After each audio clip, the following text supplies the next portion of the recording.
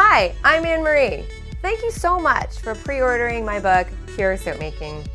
On this episode, I'm going to show you how to make a really awesome recipe from the book, this baby oatmeal stamped soap.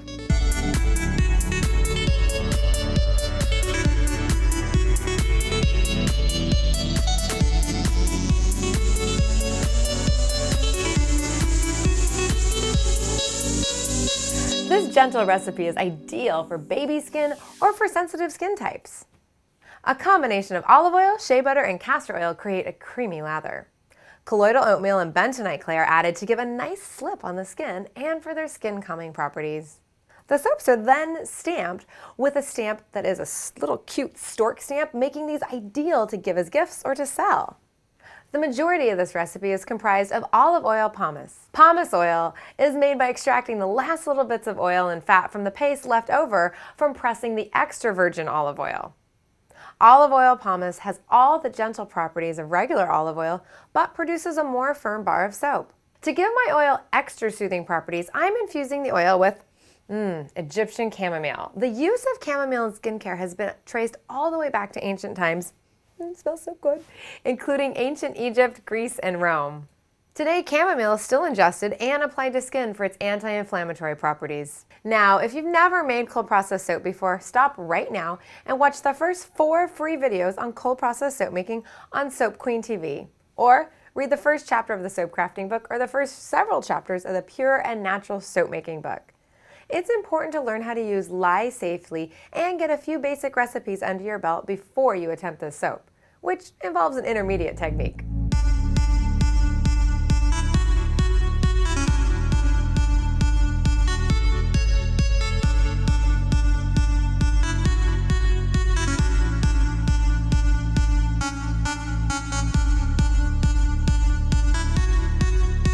First, let's infuse the olive oil pomace with the chamomile herb. Infusing oils could not be easier. Measure out 14.5 ounces of olive oil and pour it into a double boiler. I'm using a little more oil for the infusing process than my recipe actually calls for, just to account for the oil that gets lost in the tea bag. I prefer to use a double boiler for this process so the oils are not in direct heat and do not become too hot. You can also use a crock pot on the low setting. If you don't have either of these, you can add the oils to a saucepan.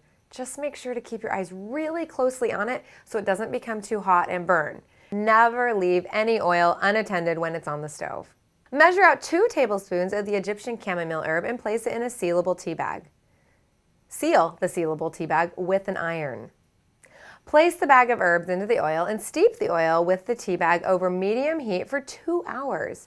Stir every 20 minutes or so and do not leave that oil unsupervised.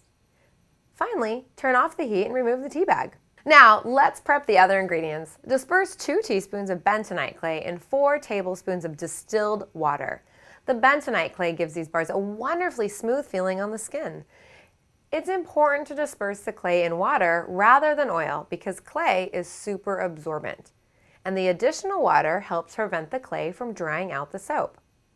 Then measure out 2 tablespoons of colloidal oatmeal and set aside. I'm not using any sort of fragrance for this recipe. Sometimes extra sensitive skin can become irritated by fragrance oils or essential oils, and I want these bars to be incredibly gentle.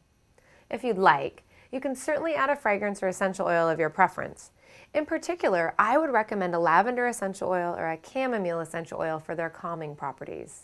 Now I'm going to gear up for safety. I've got my long soap making sleeves on, and I'm going to be putting on my goggles and my gloves next. Goggles are extremely important to ensure that no lye or raw soap splashes in my eyes during the soap making process. I'm also soaping in an area that has great ventilation with no kids and pets. I've combined shea butter, chamomile infused olive oil pomace, and castor oil in a large container. I've also prepped my lye water. Both my lye water and my oils are about 110 degrees. If you'd like, you can add sodium lactate to the lye water to expedite the hardening of the soap. Sodium lactate is the sodium salt of lactic acid, and it's commonly used as a preservative in food products. For soaping purposes, it facilitates the hardening of the bar and thus eases the unmolding process. It's an optional step, it's not necessary, but I personally don't soap without it.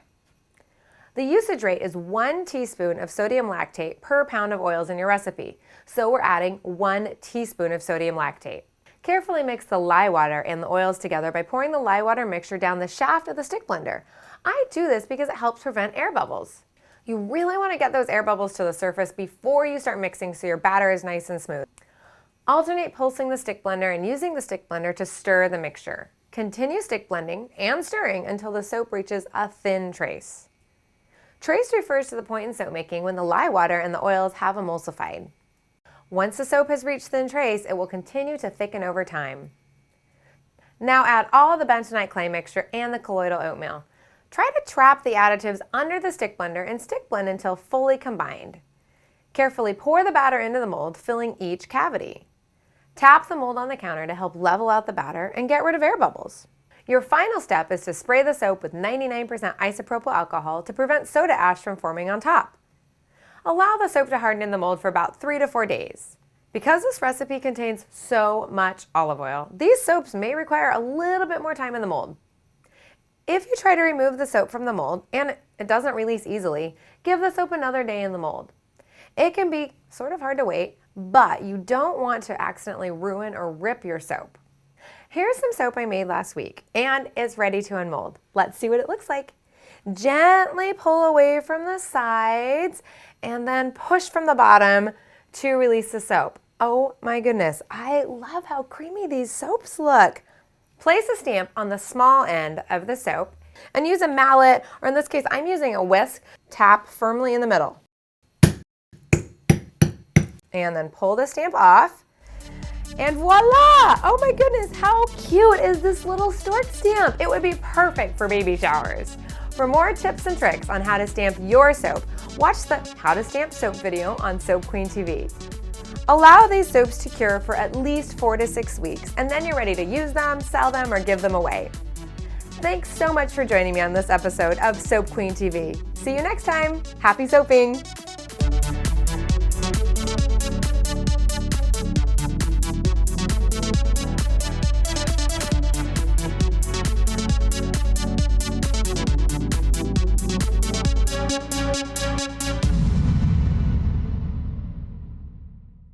So it doesn't become too hot and burn. And of course, always leave the oil never unattended. Tate is the sodium salt of lactic acid, and it's commonly used as a food preservative. Love how creamy these bars look. And of course, no smell, so why am I smelling them? Okay.